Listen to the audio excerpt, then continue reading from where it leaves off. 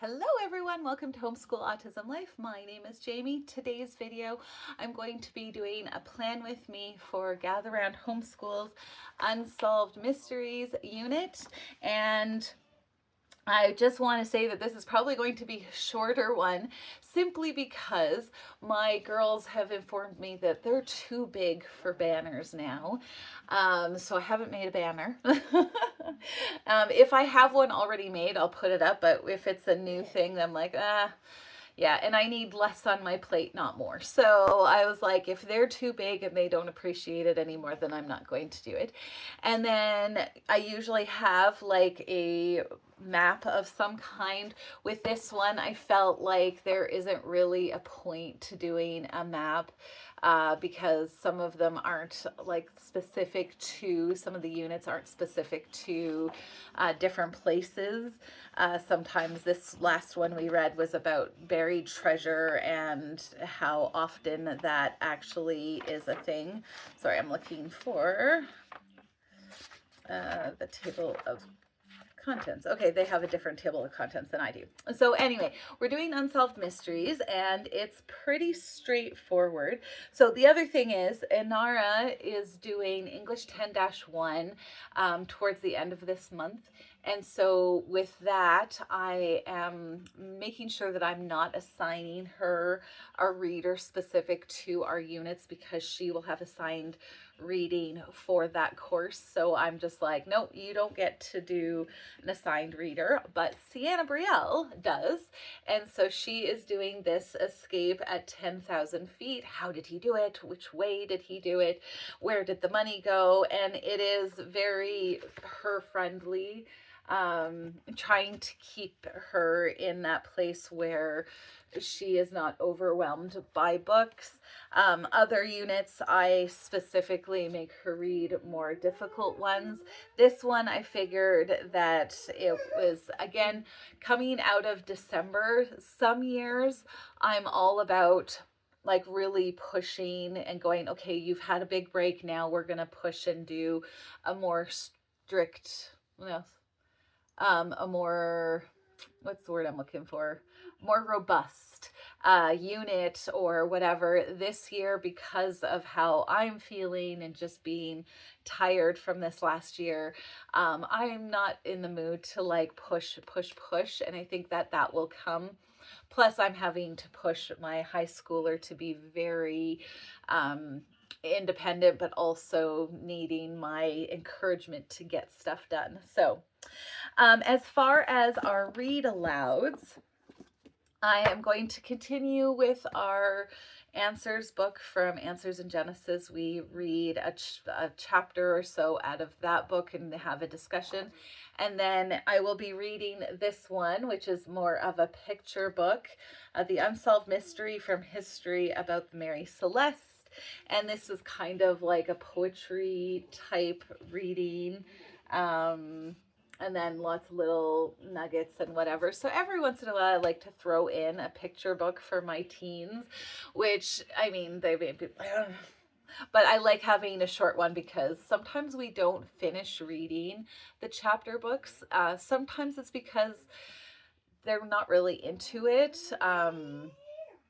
Or we've come back to, we've done this many times where we've come back to a book that we only partially finished and then we finish it the second time around.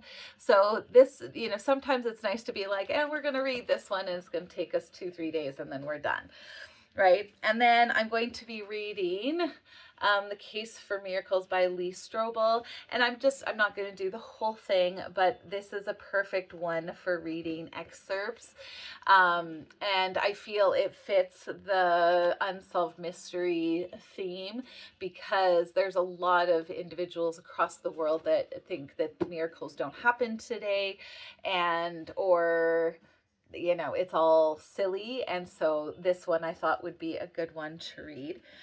And then as far as the books I have in our little magazine rack here, I've got another same type of book that Sienna's reading, but it's just a different one. So the $500 Million Heist. And again, it's just that, but she chose to read the 10,000 feet escape.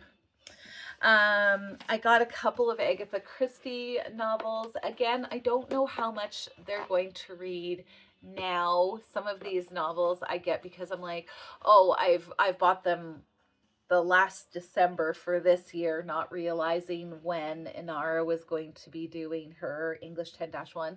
So I got a couple of these for her to choose. But we've got a huge library in our house, and so these will just go up on the library shelf for when they want to read something, or I find another. So the Orient Express or Africa unit on the Nile, like I can pick and choose from our library that I've collected. Where is the Bermuda Triangle? I thought this one was fun for mysteries. It's technically solved, but I still thought it fit the theme. And then I am a big space lover. This is In the Shadow of the Moon. And the reason why I thought this would fit within our Unsolved Mysteries is because when they were doing this, they had no idea what would happen when they were going into space. Would it hurt everybody? Would they die? How many days could you survive in the vacuum of space in your spaceship? When they did the translunar insertion, which is shooting the rocket towards the moon, they were like, will the moon's gravity grab the shuttle, or will they just shoot off into space? All of that I felt like was Unsolved Mysteries. It's solved now, but yeah. Uh, so that's literally everything that I have for our Gather Round unit. And I just wanted to share it because I do that. I share the units that we're doing, but I also thought it was important to say, like, sometimes I have like stacks of books, and when we do the Plan With Me for Alberta, the mini unit, I have tons and tons and tons of books for that. But you can do it with just a little bit of books. So I again hope that this is an encouragement to you, that if you are looking into this unit, I highly recommend it. It's a fun one to read about and look at, and I think it's sometimes good in certain seasons of life to have a more relaxed homeschool when you need it. So thank you so much for taking the time to watch this video. We'll talk to you next time. Bye-bye.